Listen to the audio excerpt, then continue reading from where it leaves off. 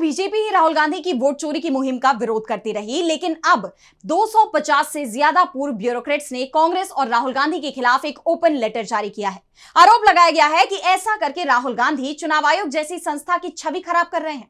लेकिन अब इस लेटर को लेकर कई सवाल खड़े हो गए हैं। पूछा जा रहा है कि क्या ये लेटर किसी के उकसावे में आकर लिखा गया है। तो और क्या कुछ लिखा है इस लेटर में और कितने पुख्ता हैं राहुल गांधी पर लगाए गए ये आरोप, जानेंगे इस रिपोर्ट में। कांग्रेस सांसद राहुल गांधी ने धमाकेदार 3 प्रेस कॉन्फ्रेंस कर वोट चोरी के सारे सबूत पेश कर दिए, जिसके बाद बीजेपी और चुनाव आयोग पर काले बादल मंडराने लगे हैं।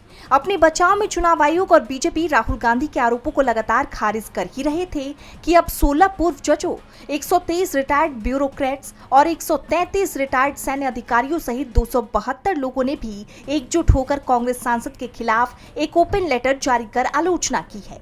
लेटर में आरोप लगाया है कि राहुल गांधी लगातार चुनाव आयोग जैसी संवैधानिक संस्थाओं की साख कमजोर कर रहे हैं, जिससे देश की लोकतांत्रिक व्यवस्था में अनावश्यक तौर पर अविश्वास फैल रहा है।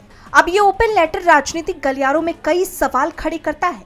पहला सवाल कि क्या ये लोकतंत्र के प्रति चिंता है या फिर सरकार द्वारा इन पूर्व नौकरशाहों को लेटर लिखने के लिए प्रोत्साहित किया गया है, क्योंकि मोदी सरकार पर पहले भी पूरे तंत्र को कंट्रोल करने के आरोप लगते रहे हैं। दूसरा सवाल कि अगर राहुल गांधी के वोट चोरी के दावे इतने गंभीर हैं कि उन्हें 3 प्रेस कॉन्फ्रेंस करनी पड़ी, तो क्या इन ब्यूरोक्रेट्स का फर्ज नहीं था कि वो चुनाव आयोग से इन आरोपों की पड़ताल करने को कहते। वहीं तीसरा सवाल है कि ब्यूरोक्रेट्स का काम भी लोकतंत्र की रक्षा करना है और राहुल गांधी भी यही काम कर रहे हैं। अगर भविष्य में राहुल के आरोप सही साबित होते हैं तो क्या ये ब्यूरोक्रेट्स इसी तरह चिट्ठी लिखकर माफी मांगेंगे?